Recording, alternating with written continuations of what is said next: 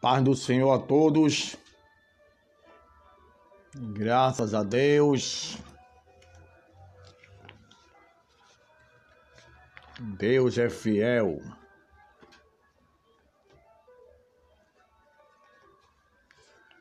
A fidelidade do Senhor dura para todo sempre.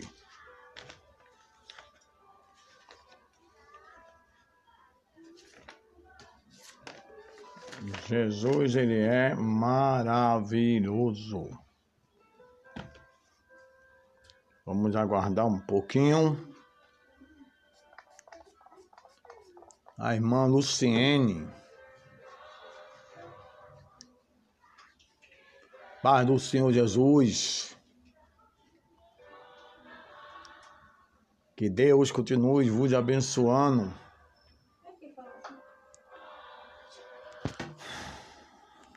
Deixa eu direitar isso aqui, um momentinho.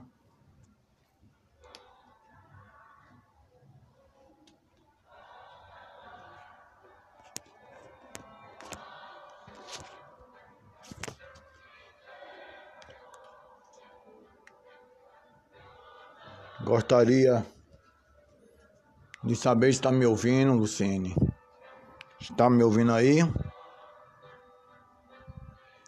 Me dê um alô aí. Denilson. A paz do Senhor. Graças a Deus, irmão Denilson também. Hoje nós estaremos dando início a um estudo, escatológico, para aqueles que querem aprender um pouco da escatologia bíblica. É muito interessante a respeito quando se trata da palavra de Deus. E nós temos um costume aqui de orarmos antes de iniciarmos a nossa live, para que o Espírito Santo nos traga as grandes revelações e tire nossas dúvidas a respeito desse livro tão misterioso, tão profundo, como o livro do Apocalipse. E dentre a escatologia, nós iremos falar hoje sobre a interpretação, da escola idealista. Estaremos falando das 4 escolas escatológicas. Nossa irmã Carla, seja bem-vinda, Paz do Senhor. E nós estaremos desenvolvendo esse trabalho para vocês, um curso de escatologia bíblica, para que vocês possam se enriquecer mais ao assunto da palavra de Deus e dos acontecimentos dos últimos dias. Amém? Vamos orar? Senhor, meu Deus, meu Pai, queremos te agradecer por tudo, por mais um dia, pelo teus livramentos, pela proteção que tem nos dado. Agora, Senhor, te peço em nome de Jesus, que através do teu Santo Espírito possa nos inspirar, possa nos capacitar a ensinar a esse assunto, Senhor, que é o assunto escatológico. Que o Senhor possa tomar a direção desta live e conduzir também os teus servos que irão seguir, para assim tentar aprender também, Senhor. Que o Senhor possa refletir com a luz da revelação através do teu Espírito. E nós te agradecemos por tudo, em nome de Jesus. Amém. Irmãos, Deus, ele tem nos abençoado muito a respeito, e eu gostaria de ler a palavra do Senhor, Se vocês quiserem me acompanhar, por favor. Livro do Apocalipse, capítulo 1 e o versículo 1. Esse vai ser o versículo de nosso curso, básico da escatologia bíblica.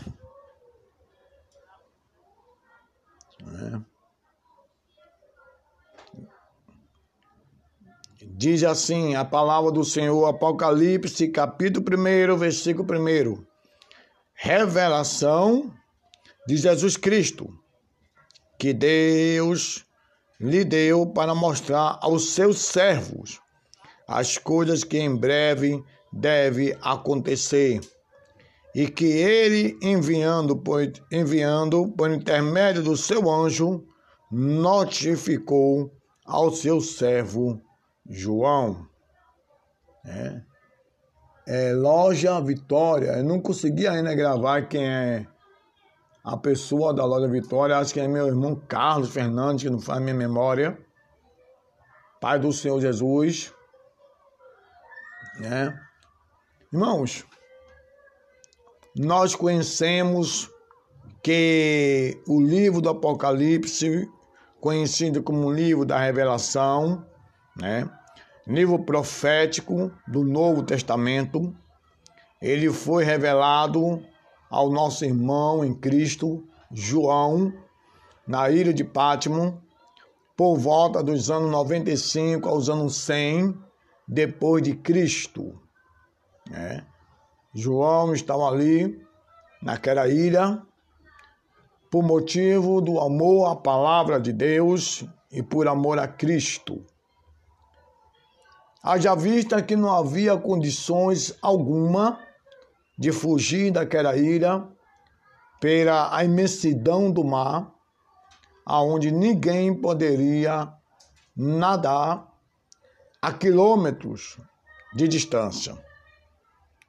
E ali naquele lugar, Deus, ele traz esta revelação a João dos acontecimentos, das coisas que iria se manifestar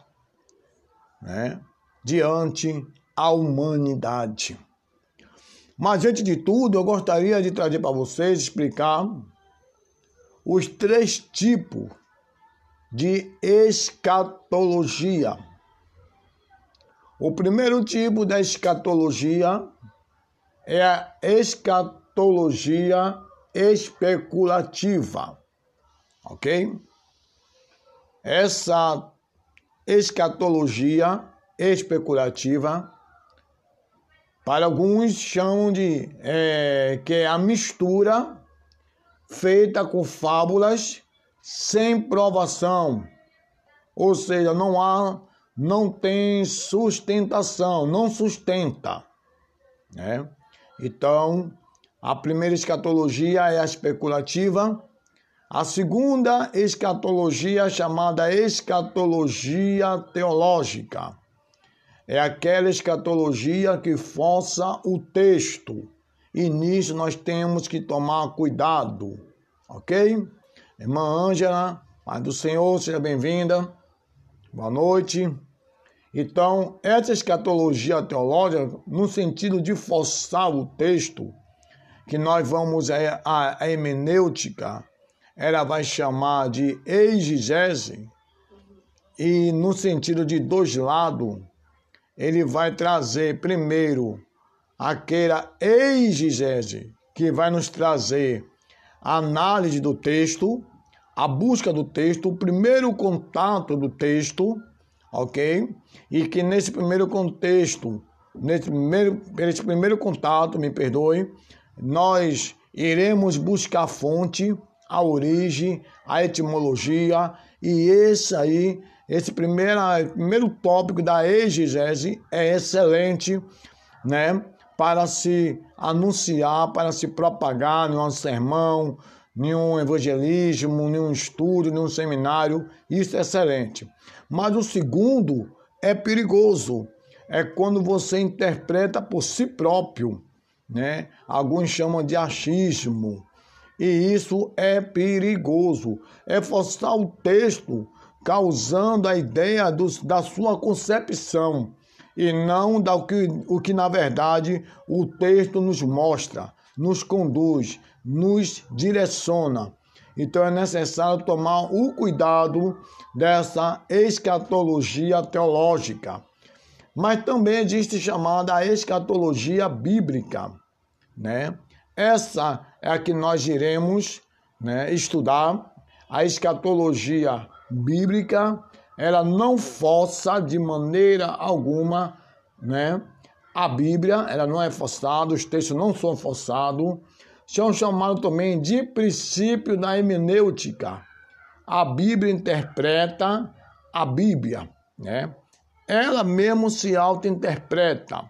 E por ela mesma se auto-interpretar, não há necessidade de simplesmente o homem colocar ideologias de seu próprio punho, de suas próprias ideias.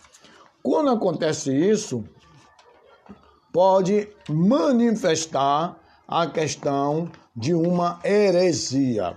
E nós devemos tomar cuidado a respeito disso, ok? Então, irmão, precisamos ter essa ideia que a Bíblia, ela como uma fonte divina, né?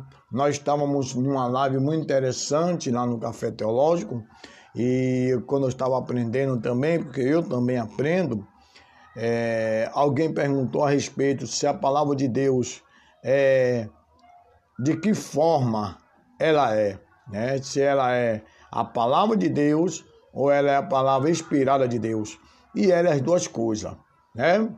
Então, nós precisamos saber que esta Bíblia, ela tanto é a palavra de Deus como é a revelação de Deus.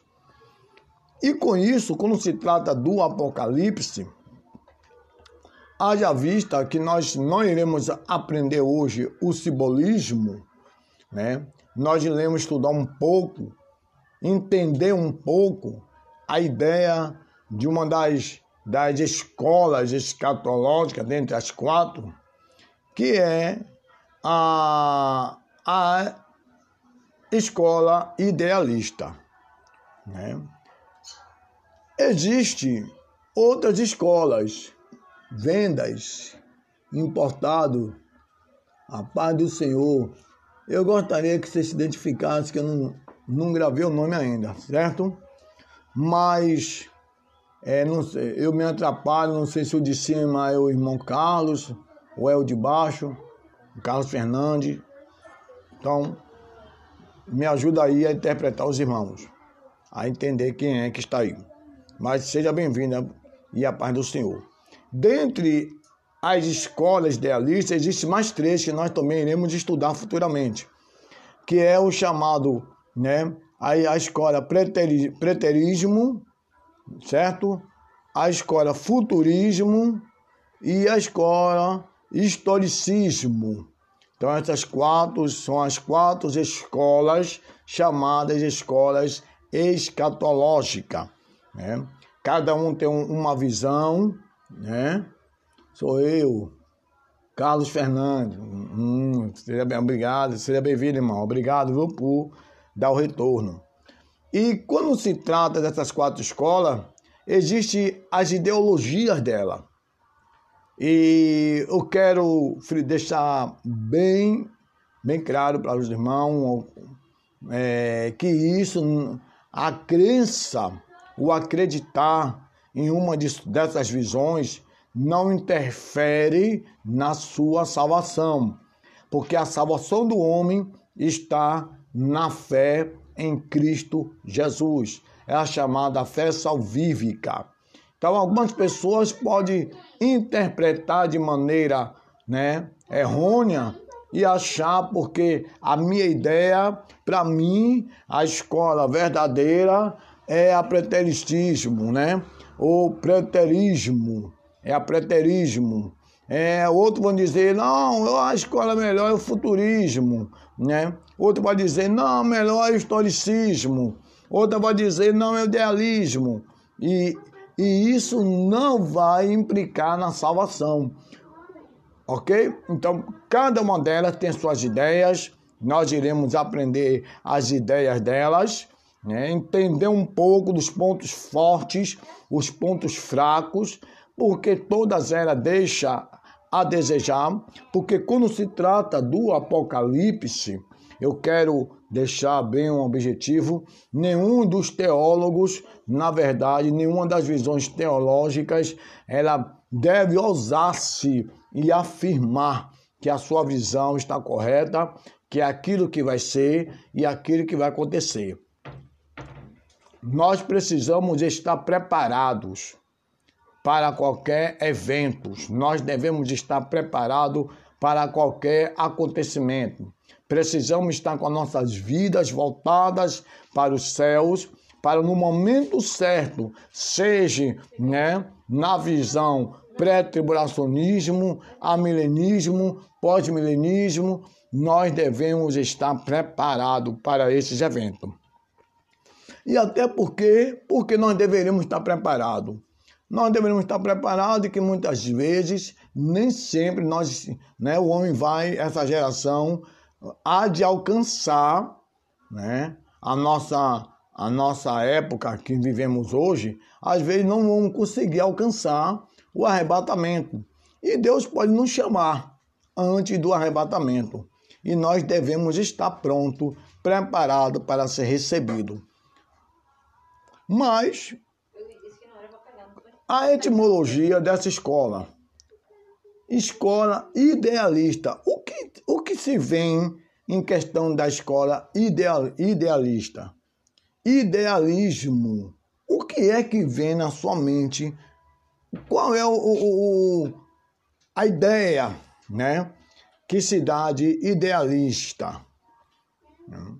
Então, o idealismo é uma escola, que na sua etimologia afirma alguns que vai haver uma divergência das afirmações, das declarações, que ela surgiu entre 428 a 427 a.C., outro diz que é de 348 a 347 a.C., na Grécia Antiga, dentro de um sistema filosófico, de uma ideia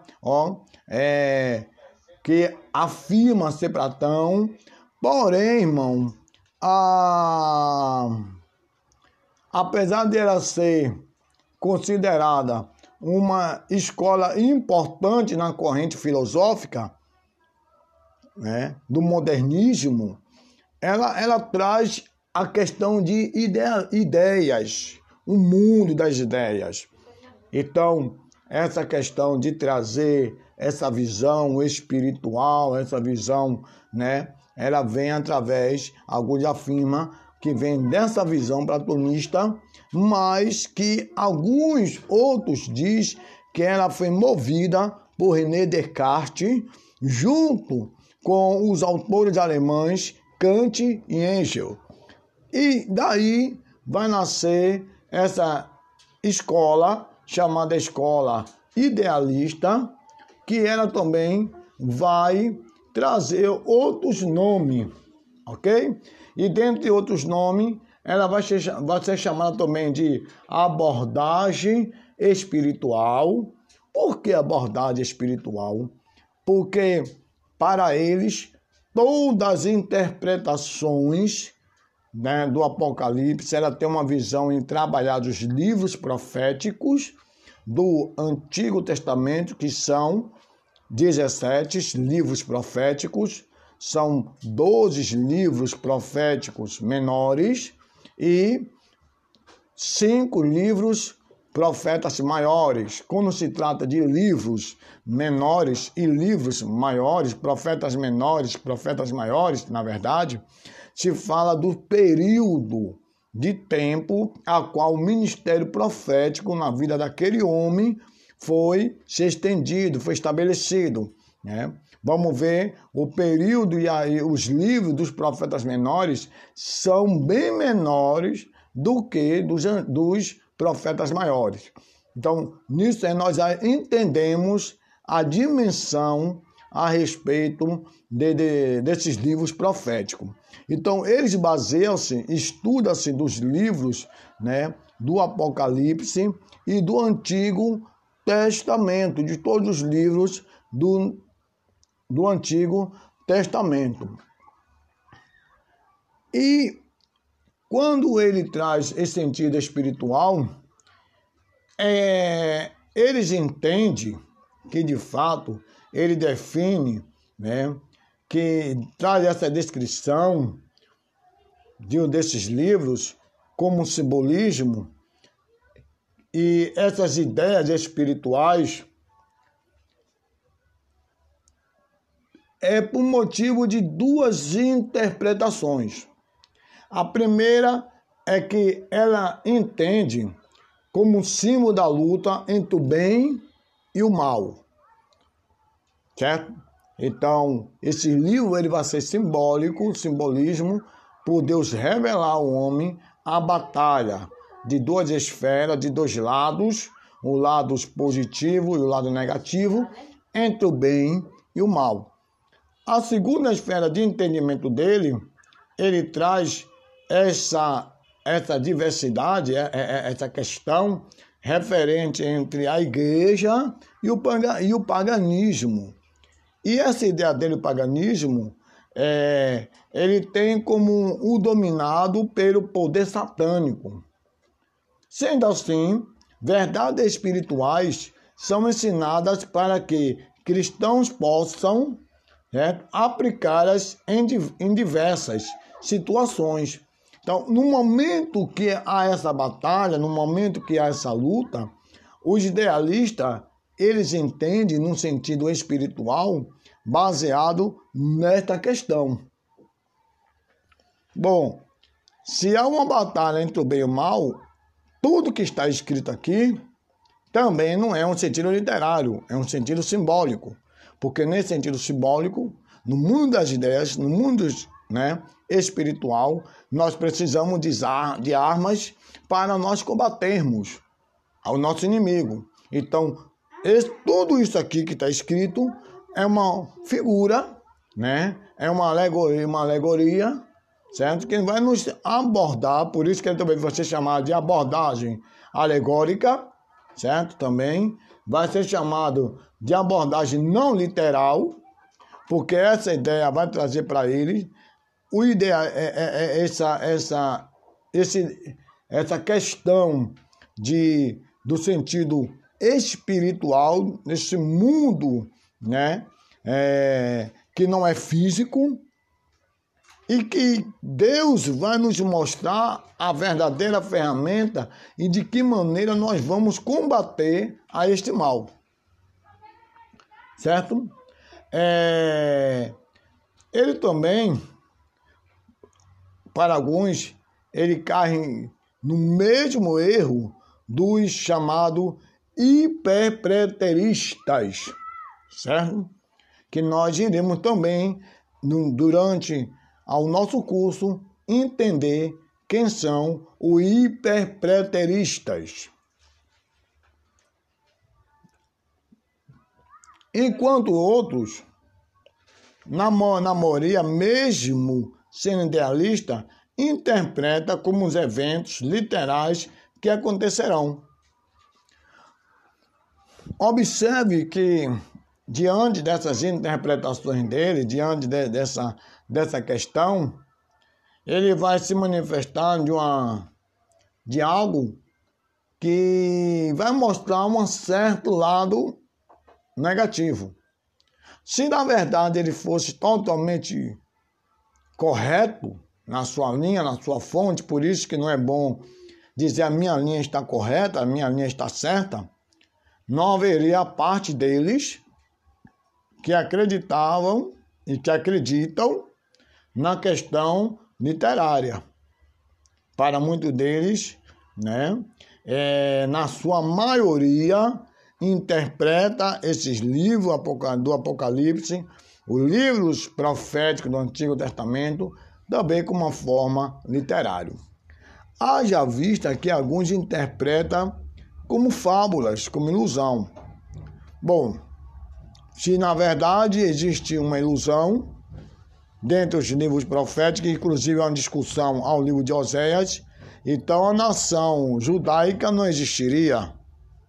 O judeu não era para existir, porque não seria uma coisa literária, ok? Doutor Benedito, a paz do Senhor, seja bem-vindo, meu irmão. Com essas ideias, com essa visão, o idealismo, ele mostra que, de fato, quando ele transborda esse conhecimento, quando ele leva esse conhecimento no mundo das ideias, que tudo é fantasia, que tudo é alegórico, né? Que tudo é espiritual, ele isenta também de nossas vidas reais, das nossas ações reais, dos nossos desejos, das nossas vontades, das nossas práticas reais. E se de fato existe um mundo que tudo é espiritual, então qual seria a base para Deus julgar a humanidade?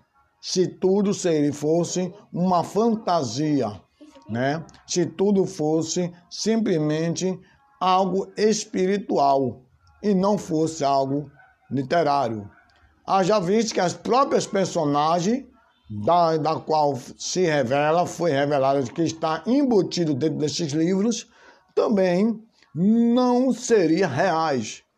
E óbvio, se não seria real, então qual seria a dimensão da Bíblia? Qual seria o poderio desta palavra se ela simplesmente fosse totalmente espiritual?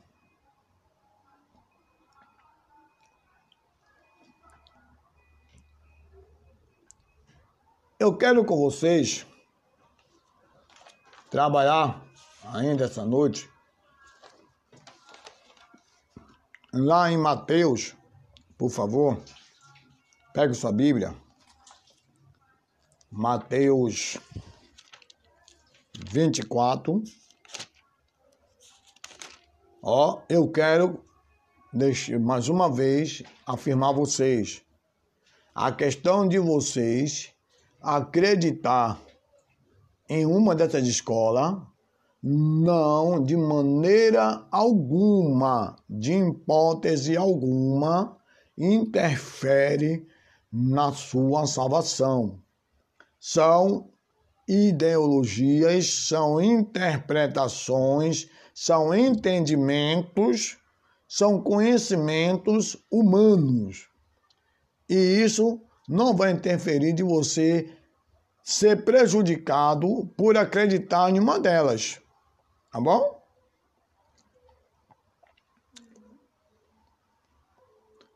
Existem os pontos importantes que o idealista ele vai trazer, que está lá em Mateus, capítulo 24, e versículo número 2.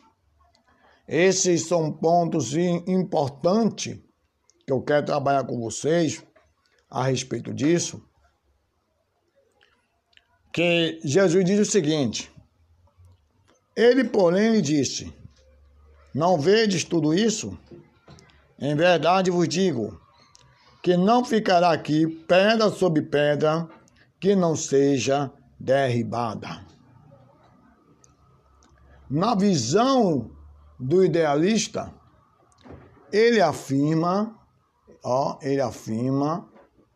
a respeito desse versículo, e bem aplicado, certo? Quero dizer que foi bem aplicado, quando a invasão em Jerusalém pelo imperador Tito, por volta dos anos 70 depois de Cristo. Eles, na medida que não vê nenhuma das profecias exceto em alguns casos, eles veem em alguns casos que é a chamada segunda vinda e o juízo final como sendo cumpridas em sentido literal, físico, terrestre ou no passado, presente ou futuro. Então, essas duas coisas que eles a interpretam como literária, que é a questão da vinda, segunda vinda, que há de acontecer, e o juízo final, que há de se manifestar. E quando se trata desse ponto aqui, observe que Jesus está falando aqui do tempo de Herodes. Alguns eu já ouvi pessoas pregando, dizendo que esse tempo era o templo de Salomão. Não. O templo de Salomão ele é destruído por volta dos anos 595, aproximadamente, pela invasão dos babilônicos, em Jerusalém, Nabucodonosor. Aqui, quem está invadindo é o imperador Tito, por volta dos anos 70 depois de Cristo. Isso aqui está se cumprindo a profecia. Alguns afirmam que essa profecia foi cumprida à risca. Chegaram ao conhecimento do imperador Tito e que naquele templo havia ouro, porque o templo era banhado de ouro. E que dentro das suas estruturas havia também esses ouro. E Tito ordena os soldados a tirar pedra sobre pedra, à procura de ouro, sem entender que está se cumprindo e que Jesus falou, que ele disse, em verdade vos digo, que não ficará aqui pedra sobre pedra que não seja derribada ou retirada, Então, o primeiro ponto importante, que eles inicia bem. Porque se nós iremos ver, há 3 interrogações dos discípulos. No versículo 2, observe que Jesus, ele vai nos trazer algo onde está sendo revelado de uma pergunta. Primeira pergunta. Porque os discípulos, ele vai perguntar, versículo 3, quando sucederão estas coisas? Eventos. Quando acontecerão essas coisas? Coisas o quê? Esses eventos que o Senhor está dizendo. E essas coisas se iniciam a partir da derribada do templo, em Jerusalém, que era o templo de Herodes, que inclusive os escatológicos afirmam que é a chamada, hoje que foi derribada alguns anos atrás, chamada da terceira mesquita. E que nesse ponto da terceira mesquita será também edificada o grande templo, aonde o anticristo há de sentar. Então, há essas interpretações que nós iremos visualizar e vermos que, de fato, a Bíblia vai se cumprir passo a passo. Ok? Então, são ideias, são visões, são estudos. E o interessante é que eles perguntam essas coisas. Depois ele pergunta, e que sinal? Ele pergunta, primeiro, as coisas. Depois ele pergunta, sinais.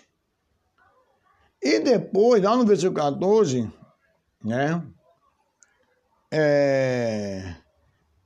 ele pergunta sobre, o 14 não, me perdoe, ainda aqui, ele pergunta sobre a consumação do século, o final do século.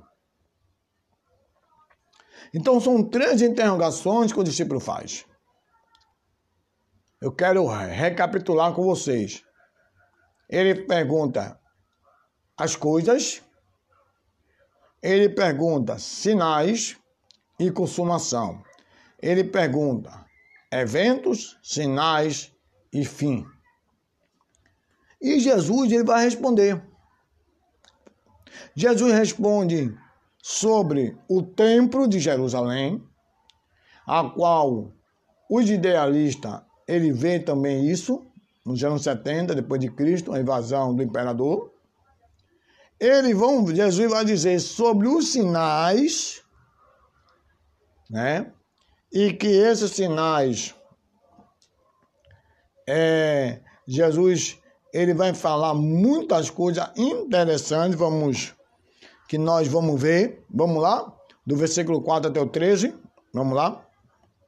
E ele lhe respondeu: vede que ninguém vos engane, porque virão muitos em meu nome, dizendo: eu sou Cristo, e enganarão a muitos. E certamente ouvireis falar de guerras e rumores de guerras. Vide, não vos assusteis, porque é necessário assim acontecer, mas ainda não é o fim, ou seja, não é o final. Vocês vão ouvir falar de rumores, né? Nós estamos vendo aí rumores de guerra, ouvindo falar de rumores de guerras, né? Mas ainda não é uma guerra propícia. Rumores como dá aquele comentário, né? Aquele anúncio de ataque, como houve agora recentemente Coreia do Sul, Coreia do Norte, né? Rumores de guerra. Porquanto se levantará nação contra nação, reino contra reino, e haverá fome e terremoto em vários lugares. Onde Jesus disse vários lugares. Algumas pessoas disseram, irmão, que no Brasil não há terremoto porque há muita formiga. E a formiga, ela faz o buraco para sair. A terra respira. Vocês sabem por que as formigas fazem aqueles buracos? Não é por causa da terra respirar.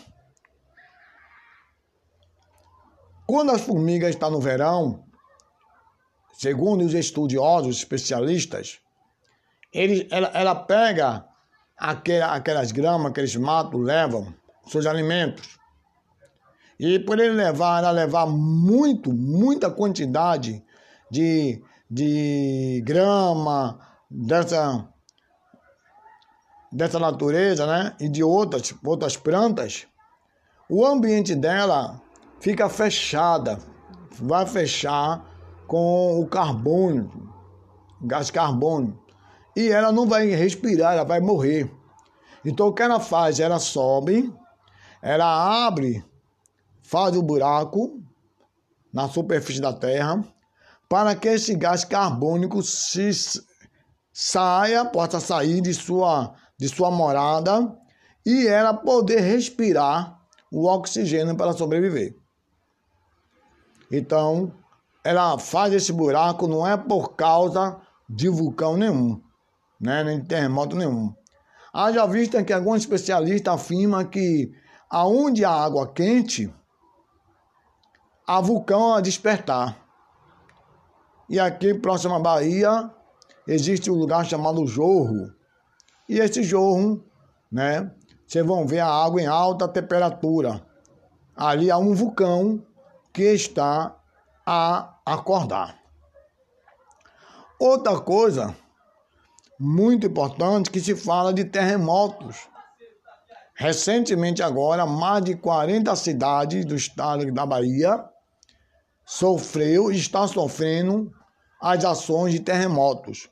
E Jesus disse em vários lugares. O interessante é que eu não vejo a América Latina sendo isenta desses eventos, tá bom? Aí ele diz, porém tudo isto é o princípio das dores. Até o final você vai entender a discussão dessas escolas. E o interessante é que Jesus diz que é o princípio das dores. Não é o início, não é o meio, não é o fim, certo? É o início. Então sereis atribulados e vos matarão, serão odiados de todas as nações por causa do meu nome. Se você for olhar para o lado do continente africano, Se você for observar a janela 35, a janela 40, você vai ver o índice de cristianismo, né? 1 ou menos de 1%. E você vai ver quantos cristãos são mortos, né? Independente de classe social, professou a Cristo, será morto. Nesse tempo, muitos vão se escandalizar, trair e odiar uns aos outros. Levantar-se-ão muitos falsos profetas e enganarão a muitos. E por se multiplicar a iniquidade, o amor se esfriará de quase todos. Outra coisa, de quase, não é de todos. Apesar de todos esses sinais, Jesus está dizendo, ainda há os remanescentes. Ainda aqueles que perseveram. Ainda aqueles que não se contaminam. Ainda aqueles que é fiel. Aquele, porém, que perseverar até o fim, esse será salvo. Eu costumo afirmar e dizer que quando nós estivermos aqui na terra, não estamos salvos ainda. Porque estamos escassos a quedas. Estamos à mercê de voltar aos vômitos, a negar, a decepcionar o nosso amado e querido Mestre.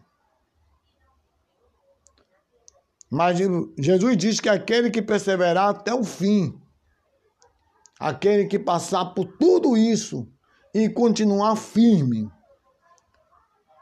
que morrer por amor a Ele, que chegar a essa extremidade, ele será salvo. E será pregado esse evangelho do reino por todo o mundo, para testemunho a todas as nações. Então virá o fim. É uma das brigas que vai acontecer também na visão das escolas, é esse versículo. Porque Jesus não está dizendo que quando esse evangelho for anunciado a todos, haverá um arrebatamento. E o interessante é que tem muita gente acomodado, porque está dizendo, Jesus, a Bíblia diz que o evangelho vai ser pregado para todo mundo. Então, quando todo mundo ouvir o evangelho, aí Jesus vem. Errado. Errado. Porque aqui a Bíblia está me dizendo que virá o fim. Olha a pergunta do discípulo. Versículo 3. Ele diz, o sinal haverá da tua vinda e da consumação do século, outra palavra. Em outras palavras, está dizendo no final do século, né?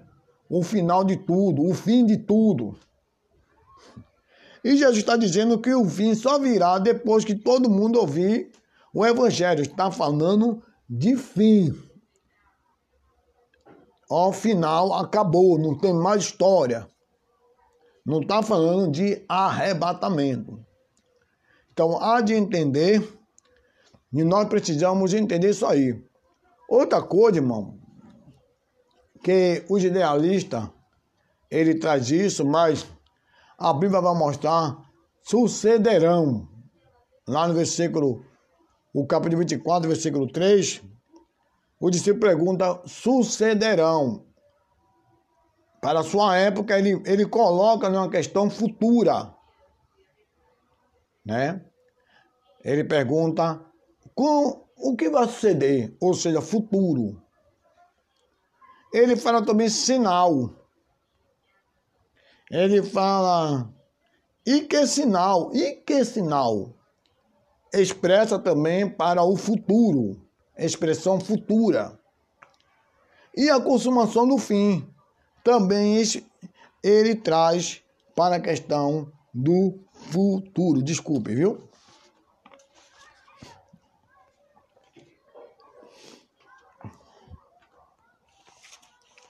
Isso nos mostra que, de fato, diante de tantas ideias, o livro Proféticos é de tamanha complexidade para as altas interpretações.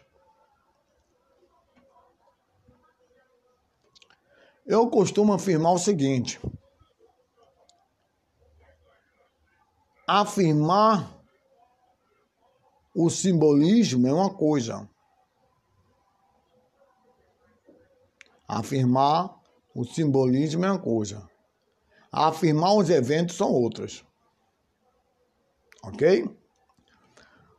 Quando se trata de eventos, são algo literário. Eles perguntaram quando eram essas coisas e de fato aconteceu algo extraordinário. O que Jesus disse aconteceu nos anos 70.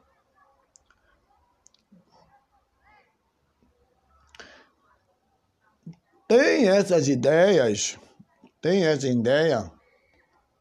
que quando se inicia, ele dá a entender que existem algumas visões, que existe dentro deles também o milenismo.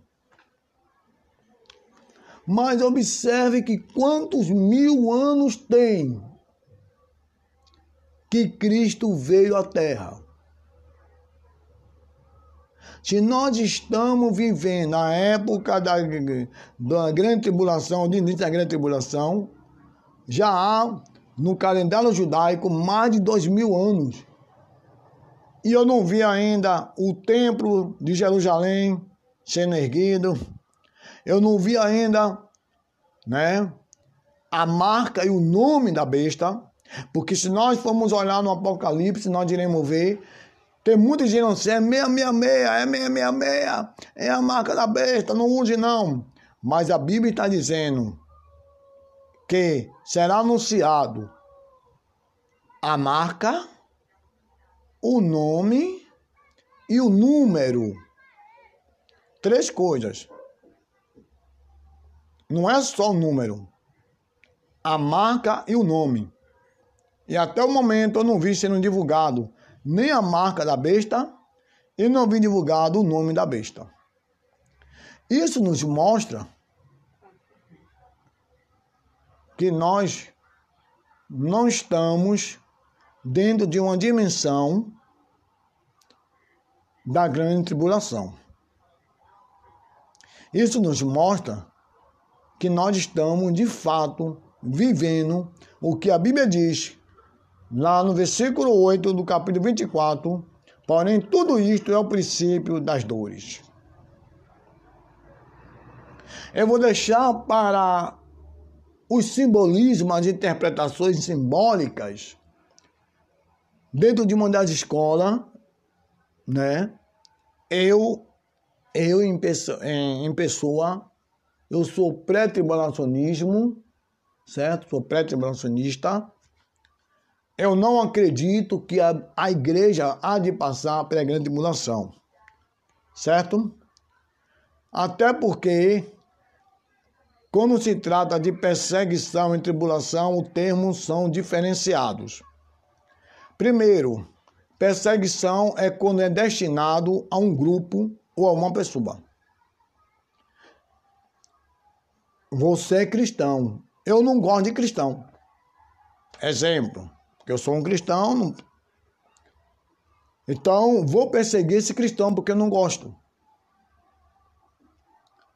Ele pertence de uma religião afro, afro-brasileira. Ela pertence a... Eu frequento um terreiro e por motivo de ele estar seguindo um terreiro, a sociedade o ataca. Isso é uma perseguição. Está atacando ele no seu isolamento. Mas quando se trata de tribulação, é independente que ele seja de uma região afro-brasileira ou não. se ele seja cristão ou não. A tribulação vai oprimir a todos dentro da sociedade. Então, a primeira linha é essa daí. Quando você vai observar, você vai ver que nós estamos sendo perseguidos. Nós estamos sendo atribulados. E nós não estamos passando na tribulação. Está sendo atribulado, mas não na tribulação. Então, isso nos mostra a questão de que nós, de fato, eu, como igreja, noiva de Cristo, como vocês, eu acredito e eu sou pré-tribulacionismo. A minha visão poderá até estar errada, mas é uma crença. E como eu disse, você acreditar em uma dessas escolas, você não está pondo em risco a sua vida de salvação. Apenas eu vejo que a pessoa que acreditar nessa visão, em outras visões, a não ser a pré-tribulacionista, é a minha visão, eu quero afirmar que é a minha visão, eu vejo que essa pessoa ela pode sofrer danos sem estar preparada. Ela pode tardar o seu preparo psicológico, emocional, físico, diante de Deus, por entender que Cristo há de tardar em sua vinda. Então, eu quero deixar para vocês. Nós iremos trabalhar o simbolismo no final. Eu gostaria de saber se algum de vocês tem alguma pergunta, porque já me avisaram aqui que já está faltando, acho que é 4 ou 5 minutos para encerrarmos a nossa live. Passou rápida. Eu pensei que faltava muito tempo ainda para nós discutirmos sobre a escola idealista. Nós vamos ainda estudar a preteristista. Eita, me perdoe. Preterista, a escola preterista, a escola futurista e a escola historicista. Nós iremos trabalhar ainda ela e depois nós vamos entrar nos livros individual, Daniel, Ezequiel, para nós entendermos um pouco, ok? Alguém tem alguma pergunta a fazer a respeito dessa noite? Tem? Se não tem, eu espero que eu possa ter falado algo interessante para vocês. Nós iremos divulgar em breve as outras escolas, talvez seja a escola preterista, que nós iremos falar no segundo, vou analisar ainda. E conto com vocês, por favor, divulgue. Nós só estamos iniciando hoje o estudo de escatologia bíblica. Nós aprendemos hoje os tipos de escatologia, qual a escatologia correta, né? Escatos, fim, loquia, ciência, conhecimento do fim, né? E nós iremos aprender muito mais. Conto com vocês para divulgar nosso canal. Ajude o evangelho a ser anunciado. Compartilhe com outras pessoas. Inscreva no nosso canal. Participe desse estudo. Que Deus abençoe vocês. Que o Senhor Jesus preencha a sua vida de riquezas e de bênçãos espirituais e também física, porque nós estamos dentro dessa terra. Que Deus abençoe a todos. A paz do Senhor Jesus esteja com vocês. Vamos orar. Deus, obrigado, Senhor, por esse momento, por mais uma vez estar na tua presença a falar do teu amor. Seja conosco, é o que eu te peço, agora e para sempre. Amém. Deus abençoe, a paz do Senhor Jesus e boa noite. Bom final de semana.